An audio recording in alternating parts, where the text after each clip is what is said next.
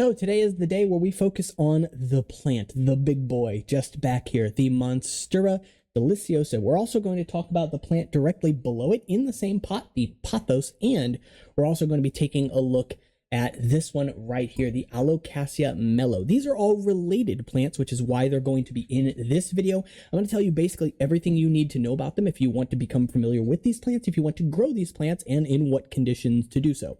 I'm not as familiar with the Melo, so I'm not going to have as much information for you on that one because that is a new experience for me. However, I've had both of these plants for about 2 years now, and they are amongst the easiest things you can take care of. So if you are someone who is afraid of taking care of plants because you feel bad, you might kill it, this is a pretty good place to start. And both of these are for sort of different situations, but they can be grown together quite easily, as you'll see here. If you like this type of content, you want to see more of this plant-related content, let me know by commenting, but more specifically by liking, and don't forget to subscribe.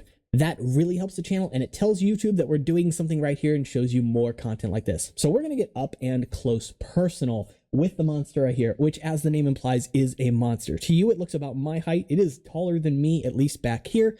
Granted, it is sitting propped up and in a pot, but it's a big guy. I got this, like I said, as a cutting from a friend 2 years ago. So I don't know its true age, but in my possession, I've had it for 2 years, and it was about this big, give or take, when I got it, in a small bag with a moist paper towel. And that was it.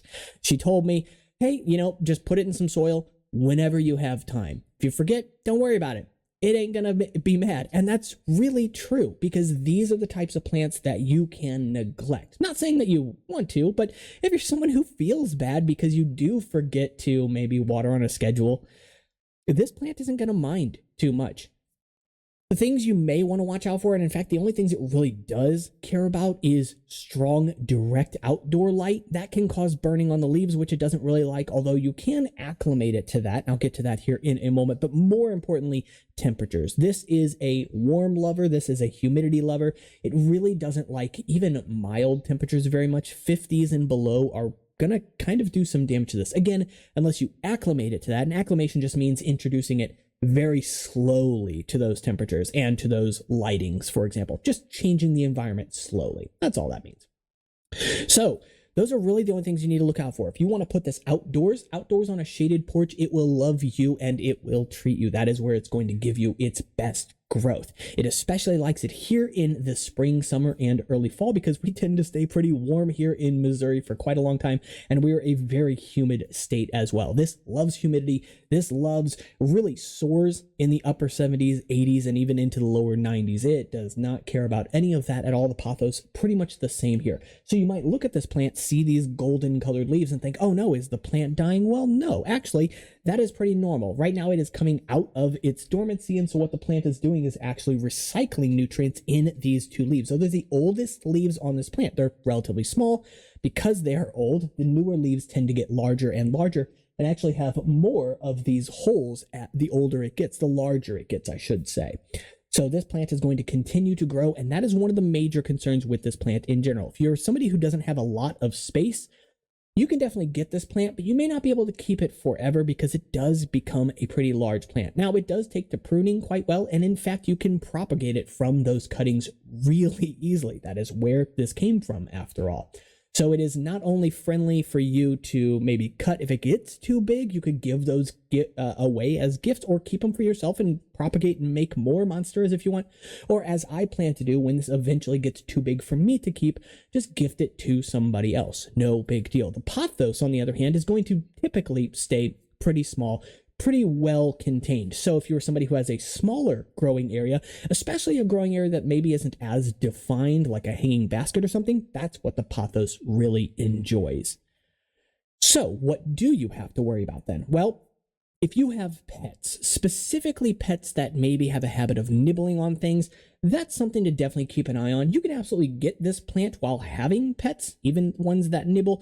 However, this plant, like many, including many plants that humans consume, has a defense mechanism where it produces something called oxalic crystals, an oxalic acid. And what is this? Well, these are basically tiny microscopic structures in the form of a needle, right? as you can probably imagine, biting into something full of small needles is going to be very irritating, and that is true for this as well. So it is a good training mechanism to keep things from biting. Not saying that you should use it for that reason. Avoid the plant if you have a pet that is prone to biting things a lot until they grow out of that, or if they don't grow out of it, just avoid this plant. There are other things that are quite easy to take care of that don't contain that as well.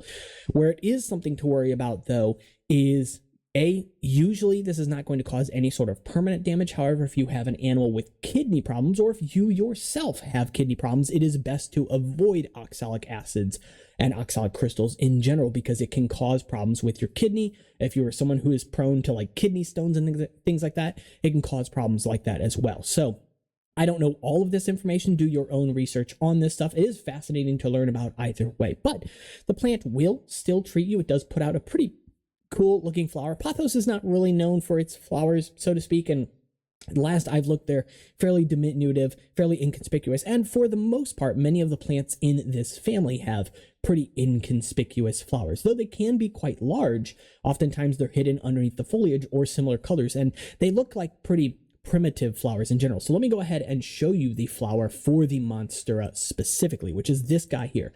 This is one of the larger flowers, probably from this family of plants.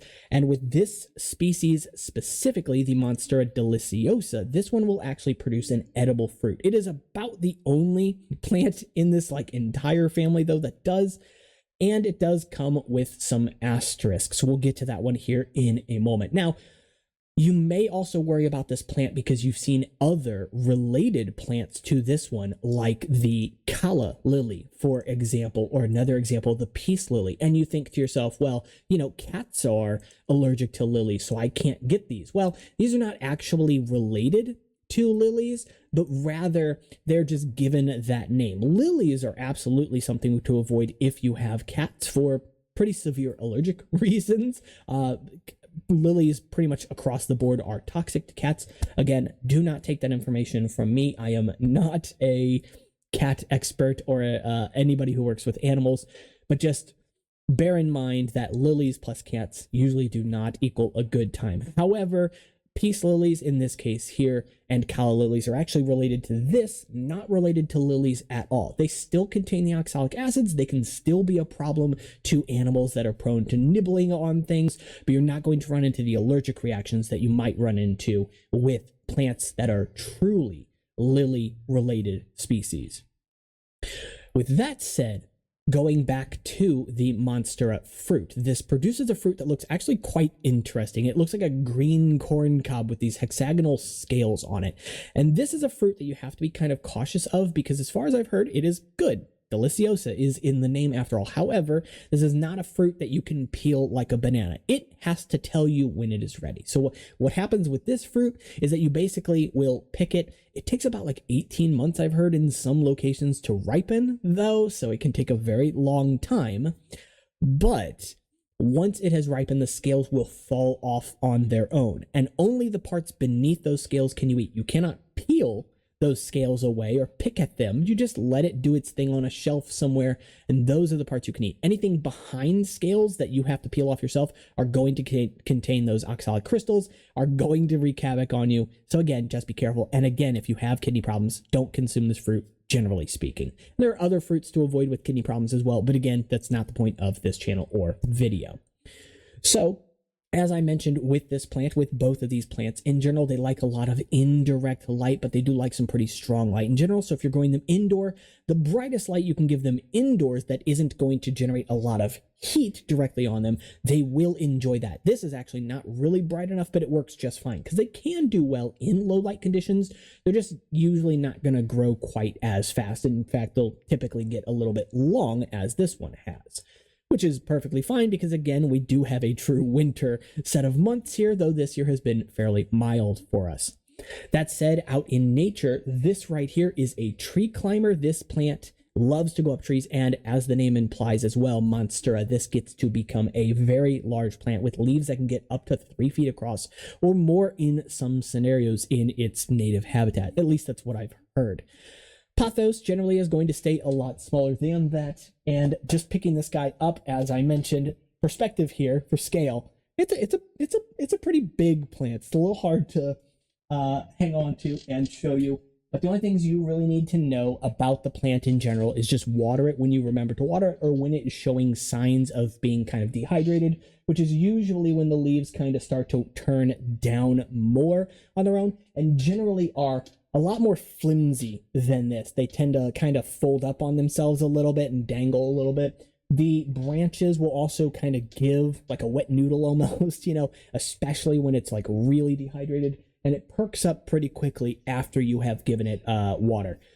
Generally, I don't water it that much, maybe a quarter of a water bottle when I do, once a week, twice a week, really depending on how dry it is. It likes a lot of humidity, but doesn't necessarily like a just drenching. However, it can survive overwatering pretty well also, and of course it can survive underwatering. So again, a very forgiving plant in general. Both plants are, as I mentioned. Lastly, it is a self-pruning plant as well. So when these leaves are fully recycled, when the plant has taken everything that it wants back from those leaves, most notably that chlorophyll, that green color, it will just drop the leaves on its own. Or if it doesn't drop the leaves, you can literally just basically touch them and pull down. And I mean, just a gentle tug like that will usually just pop the leaf and the stem that it is connected to off completely from the plant. And then back in those summer months, back when it warms up, this is going to pop out 1, 2, 3, 4, 5 leaves or more in a single growing season here in Missouri. In tropical areas, in warmer areas with a longer growing season, even more than that. These can be very quick growers in warm climates. So yeah, that's everything you need to know pretty much about the Monstera and the Pothos itself. And as I mentioned, this one here is the Alocasia Melo. This is one that I'm still getting familiar with, so I don't know a whole lot about this other than this is from Borneo, I believe. These are from, well, I don't know with Pothos specifically. Monstera, I believe, is from South and Central America specifically. And this one here is a plant that's most notable for its texture. Specifically, I got this one from a Walmart, but typically if you find this, you'll find this at general stores in general, Walmart, anywhere that basically has a garden section. These are incredibly common plants to find, usually between 15 and 30 US dollars. But honestly, if you go to like a plant trade or just go to like meet people and you're getting into plants, there's likely somebody that's going to have some of these because they take to propagation so well. Basically, every single leaf of this could become its own plant if cut off correctly. And again, do your research on that. This one here is going to have a growth habit a little bit more like an elephant ear, although smaller, obviously, but still has a really, really interesting, I don't want to say design, that's the wrong word, but just habit to it, growth habit in general. The leaves are the thing that are the most notable about this plant, with this jade green underside and then this kind of bluish green topside and a texture like a taut drum and like a dry leather. It's a really, really fascinating, unique aesthetic on a plant. The stem also reaches directly underneath the leaf, so it doesn't connect at the end here, but rather about 2/3 or maybe a quarter the length of the leaf itself, which is really fascinating too. Not a ton of plants that you grow at home that have that kind of limb attachment. So it's a really neat thing in general. And similar overall growing habit to the Monstera, typically being just a single stem where the leaf will pop off on its own little branch, its own little bract, and then another leaf will pop off of that and just kind of back and forth. So that is also kind of similar to elephant ears, similar to other Alocasia species. So if you guys know more information on the Alocasia Melo, let me know in the comments. So far, it has been very easy to take care of, but it is less than a week in my possession, so I don't know. And all of these travel very well, which is why you will typically find them in stores pretty commonly, because even when they are damaged, they just kind of take it like a boss. I find them at Aldi's even, so like everywhere, literally everywhere. So if you guys did enjoy this video and you want to see more content like this, let me know in the comments below. One last thing I wanted to show you before I hop off this is one of our native species, which I also spoiled in another video as well. This is a related species called a green dragon, most notable for its leaves specifically. In fact, that is one leaf, botanically speaking. It just looks like a bunch of leaves. It is super cool.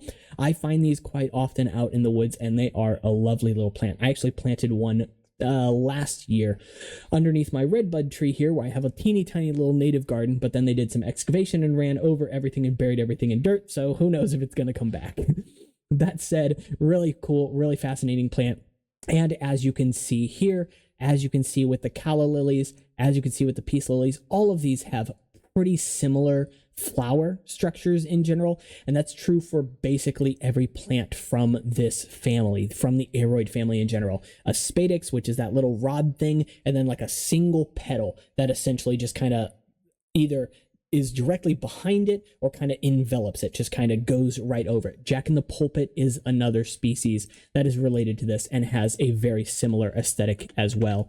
And now, because I said it, I'm going to go ahead and pull it up because I can't be stopped.